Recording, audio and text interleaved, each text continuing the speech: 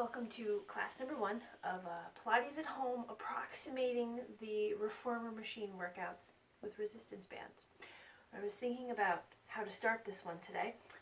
I thought immediately about how much everybody loves foot straps. So we're going to start with your resistance band around your feet as if we had our foot straps on. And the first thing we're going to do is stretch out and stretch back in again. We've got heels together, toes turned out, and we're just warming up through the hips and the inner thighs. If you find this resistance to be too much, since my band is long, I can double it and just take it to one strap. And then you can have a little bit more ease as you press. It's really important that you keep that low back neutral, that as you do this, you're not flattening and pulling the back down, that it has this little bit of a natural curve. Just to warm up through the hips. And then we're going to take the feet to parallel. I'm going to come back to my doubled up strand here. Parallel feet has the shins right parallel to the floor. We're going to press out from there and back in again, not letting the hips come apart, not letting the back flatten. Just nice and long. Warming everything up.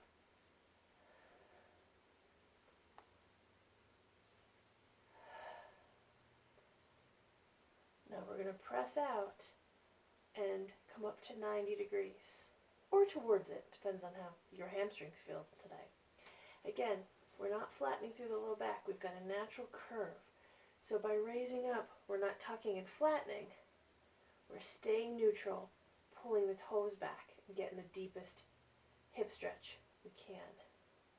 Through the hamstrings, under the glutes, to the soles of the feet. And then we'll pull the legs down, about halfway. Use those hamstrings to pull down, and then get them to stretch again.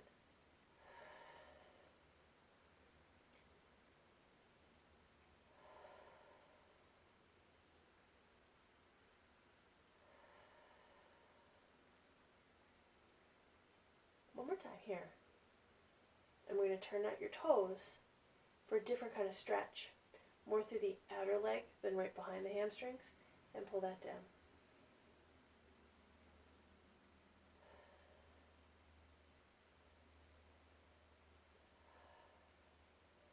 One more time. Good. And come all the way back to a hamstring stretch. With that neutral spine, we're going to take your straps off. We want to do a little bit of ab work. Now, other situations, we're going to be able to attach your resistance band to things behind you so that you've got some resistance with those arms. But today we're just going to do it without resistance. If you wanted to use weights, little tiny ones, because we're going to be going way all the way back, whereas usually on the reformer we're stopping at 90 degrees. This time we're going to have the feet bent and away from your butt so that you've got a nice open space between the hips and the heels. Reach back without letting your chest push up towards the ceiling, and just draw the arms all the way forward and all the way back for a couple to see that the back, upper back doesn't move, the lower back doesn't move either. And then as the arms are coming forward, when they get about to 90, we're going to add the curl, lifting the chest rather than just pulling the chin. And breathe out on the up. So that again, we're not flattening through the low back. We still have a neutral. Now we're going to keep the chest up, the hands down, and we're going to pull the knees in towards your chest without flattening your back. Tap the floor and pull them in.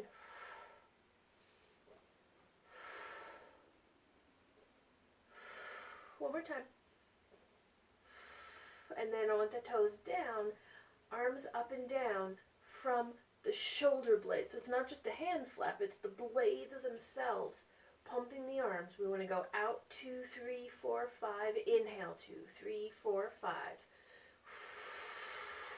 In 2, 3, 4, 5. These are called hundreds because in theory, you do 10 sets of 10, you've done 100 arm pumps.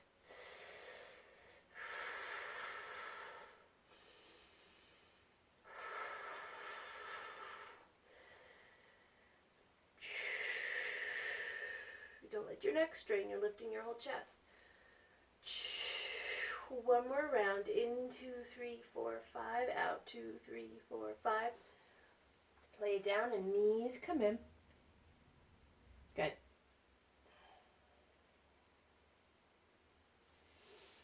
We're going to take a quick hip stretch here. Pulling in through one cross-legged and then pulling in through the other cross-legged stretch.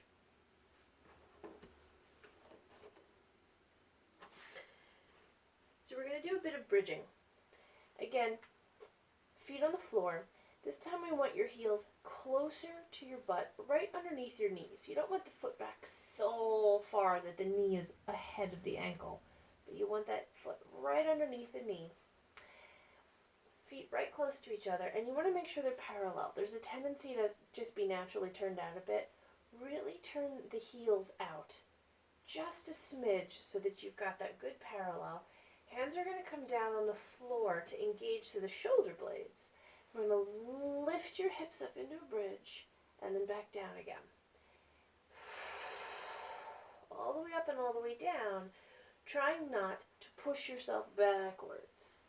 We're trying to stay on the shoulder blades. Try not to roll back on the heels so those toes aren't lifting. One more time. Now, from here, we're just going to lower the hips 2 inches and lift back up. We're trying to use the hamstrings, the glutes, and those heels for the work.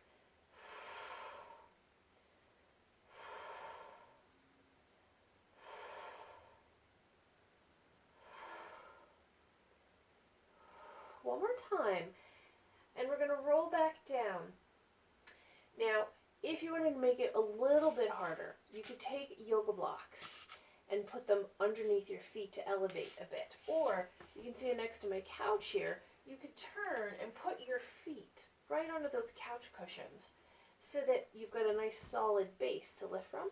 And then when you bridge up, you can have your feet elevated a little bit more like we do on the reformer so that those feet are higher than your hips, which makes it harder to lift up because you've got higher to go.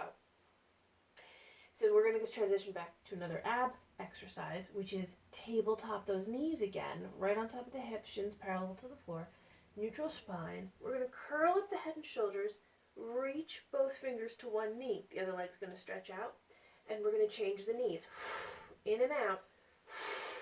Not moving the low back, so the in and out doesn't change the position of your hips. Curling your chest to your knees instead of your chin. One more. And then we're going to take the legs all the way up to the sky. Still neutral through that low back. We're not flattened here. We've still got a natural curve. We're on the whole tailbone. Reach up towards one ankle. Lower the opposite leg and tap to change. We curl up here to protect your low back and keep your neutral spine to protect your back, but also to strengthen the muscles that keep your back strong. Good. One more time. And bend the knees in. Your legs might not have gone down all the way to the floor. That's perfectly fine. It's up to you and your low back. In this stretch, you do have a flat low back, and that's fine because it's just a stretch. Good. We're going to come up to sitting, which means I need to adjust camera a bit. Sorry about the reach. Let's see if that works. We're going to do some upper body. So again, with your resistance band, singled or doubled, we're going to take it and put it around your feet. It gives you a good anchor point, but it also is going to help strengthen those feet a bit because they should be able to hold this kind of resistance. So, nice and tall, and then we're going to hinge a bit forward so that we still have the neutral spine. This hinge forward isn't jutting the chin, it isn't rounding down. You've started upright and just hinged the whole thing in. Palms are going to start down. We're going to flip up and draw back, flip down and reach forward. Good.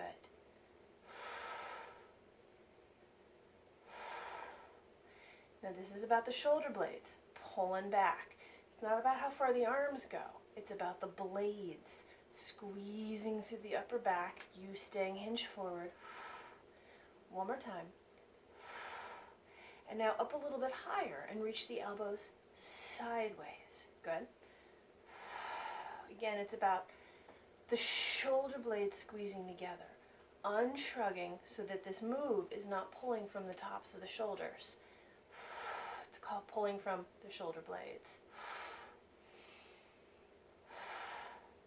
One more time. We're going to do some of those bicep curls that we do on the machine. So here I'm going singles so that I can hinge back. I'm also going to flip my hands around so that I've got more of a fist grip with the thumbs on my side, a little bit further down, I think. Now, we've got to hinge back, which is getting those abs engaged.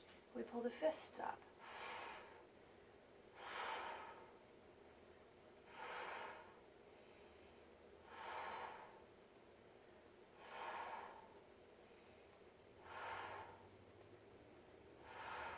One more time. Good. Just a little stretch over your low back, or over your legs for your low back. Now, one of the moves that we've been doing on the reformer lately is when we hinge back, we've got the handles and we fly it open. So you can do that without any weight and getting open through the chest and working the abs, or you can just use the resistance band itself. Use a single piece of it, I think. So we're going to hinge back, again, your neutral spine, so that the chest isn't artificially lifted, but we're also not rounded, nice and tall, and we're just going to, that's not going to work, there we go, open through the shoulder blades. If you've got the resistance bands still, bring them all the way together, so that you almost get a stretch across the upper back when you close. Good. One more time, hold that open. We're going to do a little oblique turn down, back up to center, and a little oblique turn down, and back up to center, and then rest forward over the legs. So again, it's not a bad thing to have your back round here because it's a stretch. And then one last piece. So we're going to try our swims. Now, swims typically are all the way back. So this band is too resistive at my full leg length. I'm going to come into a diamond so that I've got a little bit more give. And I still don't think it's going to work with this. So I'm going to do it without. If I had two matched resistance bands, I could do it with both, but I'm not going to. We're going to have straight arms, hands face palms back, and sweep your shoulder blades together without shrugging. Just squeeze through those shoulder blades. And then flip your hands, if you're not holding the bands, palms forward. And get open through your chest. One more time. Good. Just a little bend forward over those legs. Now typically in a reformer class, we're starting laying on your back, doing leg presses, which isn't going to work so well here. You can, to some extent, use the resistance bands, but it's not as useful as actually standing up and using gravity. So again, I'm going to need to adjust the camera so that I can stand up and you can see my legs. So pardon the perspective shift here. Let's see. Good, that'll do. Okay, so we're going to start in parallel, which means that the outsides of the heels actually turn out a little bit so that the outsides of the feet are actually parallel to each other. Normal stance is when we're looking at the insides of the feet and they look pretty parallel to each other. We actually want to shift that to the outsides of the feet. In this position, you might feel knock-kneed. So part of the practice is to be able to turn the kneecaps so that they face forward without actually straining the knees. You might find that that kind of rolls the feet up initially. So don't pull too hard. We just want to try to pull from the outer hips so that the knees are actually facing forward and the feet are actually parallel. And in this position, You can use a bar or a chair or something for balance. We're going to come down into a chair squat and back up again. In this position, I want you to pretend that you're standing up against a wall, so that by squatting down, your heels and your hips are in a line. It's not a squat where you're going back with your hips. It's straight down. Good. One more like that. And then, as if we were on the machine, that was the heels to the foot bar. Come up under your toes. You might need a bar or a chair for balance now. I didn't happen to bring one with me, so watch me wobble. Again, lower the hips down and back up again, right over the heels. Good. Woo! Now I'm trying to give you an idea of what to do. We're not going to be doing full long sets on this video. That doesn't mean you can't add reps to all of this. That was in parallel. We're going to come heels together, toes wide. Again, another foot position we use on the machine. Knees want to pull out. Good. Really pulling from your hips. I'm not worried about how far down you go. I'm worried about that this stays in your legs and not in your knees. And then again, come up onto your toes. If you can, bring the heels together. The toes are turned out, and we down and up.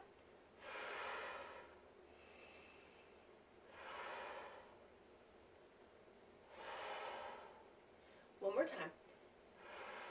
Good. And then that last position that we often do on the machine is wide. So you want to have the heels just wide enough that if you were to go all the way down, you could fit your hips between them. It doesn't have to be, the length of your mat. Just a bit wider than your hips. The toes are turned out, but only to about 45 degrees. We don't need the feet turned all the way out to 90. The knees aren't going to be able to take that unless you already have that kind of turnout at the hips. Most of us don't. So again, whole foot, pull down. In this plie, when you pull down, if the knees are coming forward, I want you to pull open through your seat. Good. Very nice. I'm going to turn sideways so that you're coming right down over your heels. And again, in this position, up on your toes. Down and up.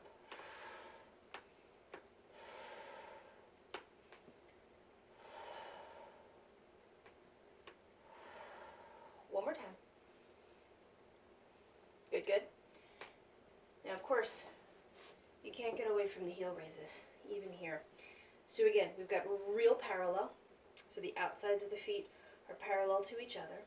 Using your bar or your chair if you need the balance, up on those toes. It's not the floor, those are my ankles. They crack all the time. But they don't twist anymore since I've gotten them stronger. Now, this up and down, when you come down, we're just touching the floor. We're not rocking back. Just touch the floor and back up again. And if you want to, from tippy top, you can do a little pulse. One more. Good. Heels together, toes wide, and again, lift. Now typically on the bar, you're keeping your heels together, but that's because of the ability to go under the foot bar. Here, they're just going to come apart as you raise, and that's perfectly fine. And stay all the way up. Go for that little pulse. Just an inch. It's a tiny little move. It's not super fast. It's just super small. One more. All the way down. And then that last one is the pigeon toes. So the toes don't have to touch if they don't want to. They can be a little bit apart, but they do want to be turned in evenly without torquing the knees. It's all turned from the hips, up and down.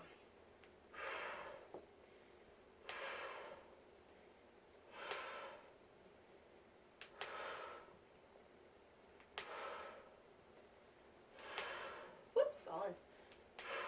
One more, stay all the way up. And just that pulse.